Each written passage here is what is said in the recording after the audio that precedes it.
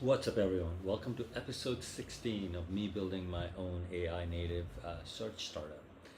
I'm a one-person company, and I quit Google to build my own search platform by myself. And I share here time to time, my experiments and how I'm going about building this thing. And then this is part two of how I'm using LLMs to help me write code, design, architect, etc. And in this episode, I want to talk about how sort of you can best leverage uh, coding LLMs. I'm using Claude Opus 4.5 and Codex 5.2. They are and I'm using the highest setting, the highest thinking setting. But you can use any of the modern sort of LLMs. And I did a previous episode with some tips on how I use it, things that I've collected over the last year or more than a year. I've been using them. And in this episode, I think it's gonna be a short episode, but I'm gonna talk about something very important that has worked for me, which is what's the role I play with these LLMs.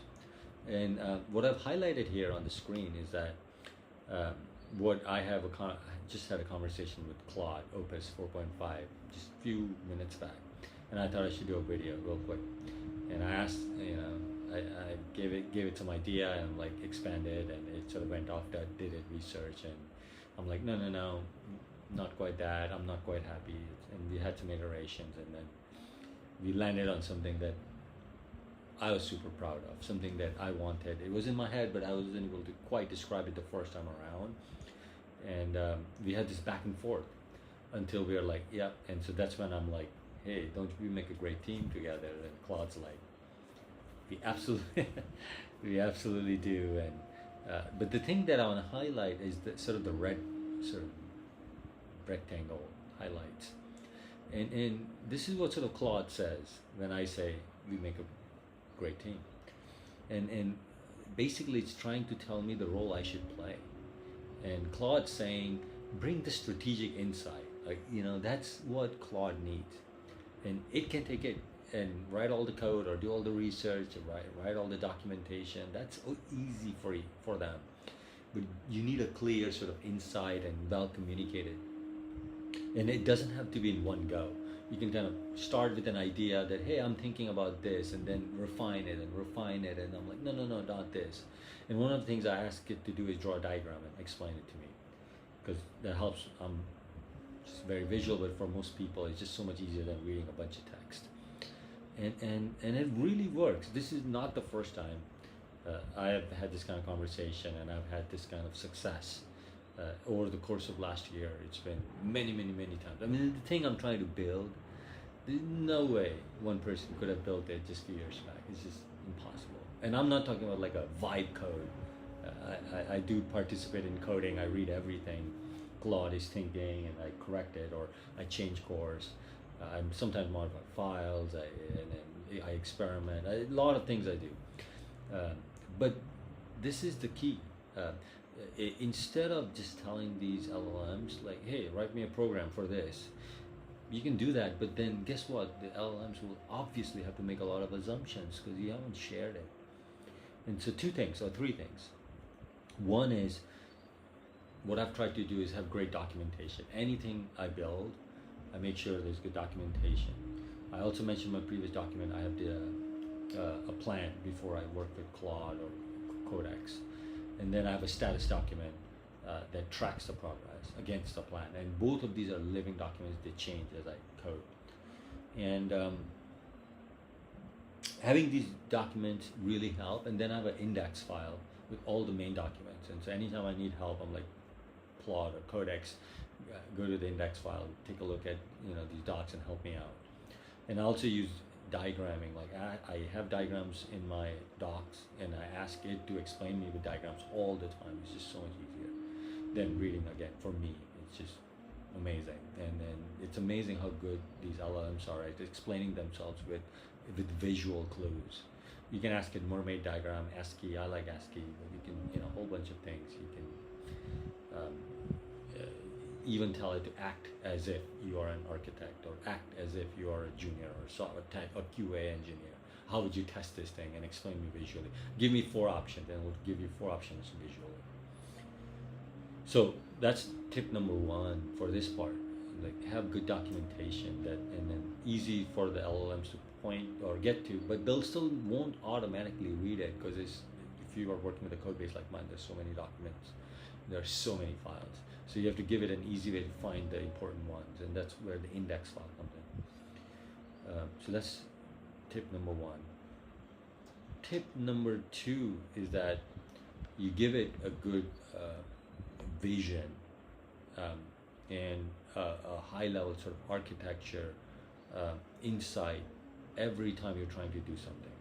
So every feature I build, I'm like, hey, this is the vision I have for the entire platform, and this is the architecture we've come up with, by the way. Even though, I mean, you can't expect them to know all the time. There's so many files for, like I said, large code bases. But it helps to kind of just, hey, keep these things in mind, and then work on my request. It does wonders.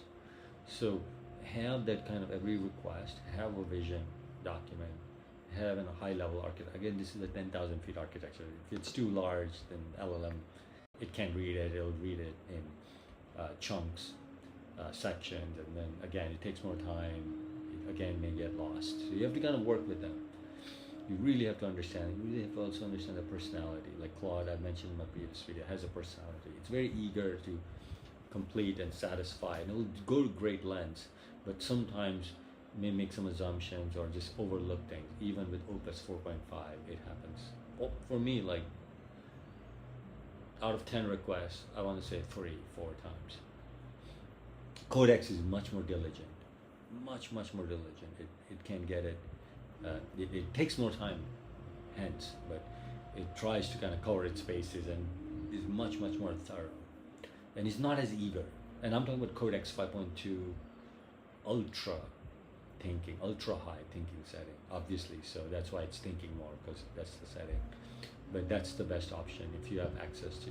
It does use a lot of. It uses more tokens, and it's a little expensive. So I have the $200 plan for both of them. Anywho, give access to the vision and a high-level architecture document associated with every request of yours. It makes it so much easier, because now when you have a request, it knows, oh, this is the vision. And so, and you say in your prompt every time, call out if what I'm requesting is conflicting with the vision or conflicting with the architecture I've laid out. And it does.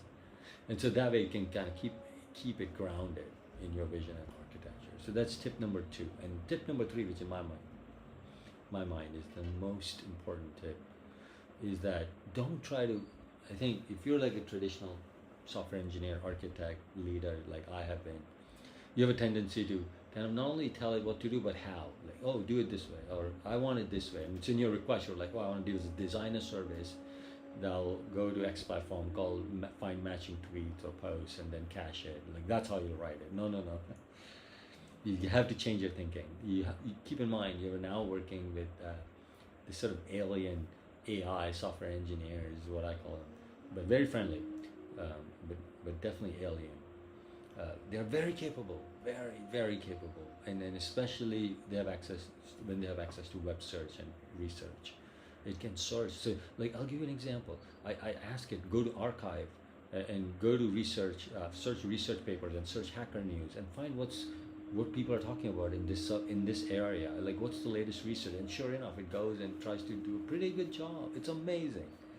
So don't try to tell it how to do. So the tip here is try to tell it what to do and ground it in your vision and your architecture. And if you don't have those, work on those first. And your product vision. So you can have a technical vision, you can have a product vision, and then you can have a high-level technical architecture. And then I also have some coding guidelines, like hey, follow this, so that it's consistent across the board. And I also mentioned that I'm a startup, one-person startup, so don't engineer it like I'm Salesforce. And I've, customers paying millions of dollars, and so I don't need that kind of operational excellence yet. So give it that, and then let it come. and give it a proposal and kind of go back and forth. Don't be afraid. In my case, for a good project, like in this case, I had to go back and forth 3, 4, 5, 6 times, and 10 dozens of times sometimes, until I land, and then I'm like, that's it, and then it does its thing. So, but that's the sort of point number 3. You focus on the strategic, like what it's trying to say here. Focus on the insights. Focus on your request. What do you want to achieve, not how. Focus on the what, and let it figure out the how, but ground it in your vision and your architecture and your coding guidelines, and it'll be a blast, and it'll be very less stressful for you as an engineer or a founder, or who, you don't have to be an engineer these days, honestly. But actually, I take that back. When you're building a large platform, it's very hard to build something without having the engineering background today. It needs, even Claude and Codex, they need a lot of help. They throw a lot of jargon at you. And operational excellence and a consistent code base and a very consistent architecture that you're proud of is still very hard for large scale applications that I'm building. I mean, I'm building a multi-stage query processing pipeline. There are like dozen stages it goes through. It's very hard if you're not very technical. But yeah, that's the third tip. Focus, like Claude is telling me, focus on strategic insight, and it will ground it in code analysis and research, and together we can arrive. Here he's talking about arrive at the principal architecture, but you can also arrive on the coding plan. You can also arrive on what you want to accomplish, and then let it go, and just review when it's done. So yeah, that's today's session. That's sort of end of part 2 of how I use LLMs. And I mentioned this in a previous video. I use more than one LLM. I recommend that. You get different perspectives, and they definitely have different personalities because of the way their reinforcement learn. Both of these models, Codex and Claude. And I also use Gemini a little bit on the side. But Gemini doesn't kind of match up today. It's way too eager. Way too eager. It's like a little dog that just like, give me the task, and like off it goes. I'm like, slow down. Codex Ultra High is by far the most disciplined of modern AI agents. It is incredible, but hence it's so slow. It's very painfully slow. So for me at least. So yeah, it's important to use multiple LLMs, get different perspectives, and it's most important for you and for me to have a vision, crisp architecture vision, and just architecture laid out with diagrams and details, so that the LLMs are able to do a great job. Otherwise, you'll just have a hodgepodge of things. And also, one last thing, this sort of a +1 tip. I mentioned this in a previous video, but it's worth mentioning. Always review all the thinking. So you have to set the model at verbose setting, both of these. Codex still is very infrequent in what it logs in its thinking compared to Claude. Claude is like very chatty, and I like it. But I read all of it, I scan all of it. Sometimes you can just take that and paste it in a coding app, LLM app to summarize if you want. But I glance at it, I ask it to explain me visually. Like, you have to know what it's thinking, how it came to conclusion, and what it accomplished. Otherwise, you'll have a code base that's just a mess. Like, if you're like most people and you're using this for a large-scale production app, you'll just end up throwing the whole code base because it'll become a mess in days, and you'll start over, and then same outcome, and you'll start over. So these are ways to be very disciplined.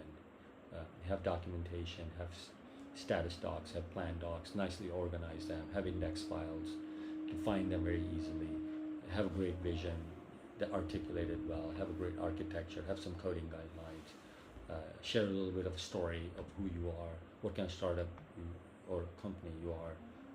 Let the LLM know, and you can mention it in the seed files also, or repeat it from time to time in the prompts, and then you'll get incredible outcome. When you also start reviewing the thinking, what it did, why it did, and iterate back and forth. Don't be like, oh great, you're done. Like, if I tell Claude, go do this, and it says I'm done, and I really assume it's done, I would have not reached this far. When I do the demo of what I've built, you'll be shocked. It's pretty good, but there's no way I'd be able to reach to that outcome if I just trust. It's very easy for Claude to overlook once the code base and the details and nuances, the dependencies get very large. So you have to review all the thinking, all the outcome, see, and also use the git diff to see what changed. And I'm like, this doesn't seem right. Why did you touch this? Oh, wait. Like I'll give you an example where one of the phases in my query pipeline was optional. I'm like, why is this optional? It's like, I don't know. And then it did a thing, and it's like, oh, remember when we built this, we made it optional to save costs. I'm like, no, that breaks the whole thing. Like, I was assuming that was there. So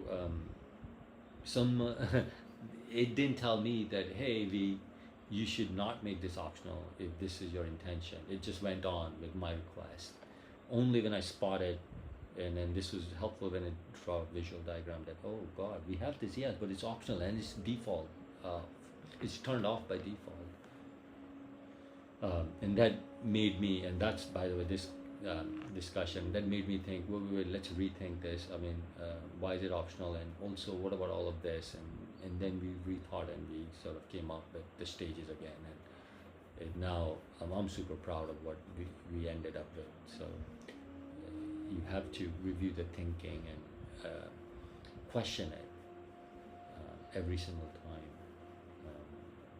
Yeah, those are some of the tips. I'm enjoying. Just wouldn't trade this for anything else. It's been fun, but it takes a while. You have to know how to work with these tools. See you in the next one.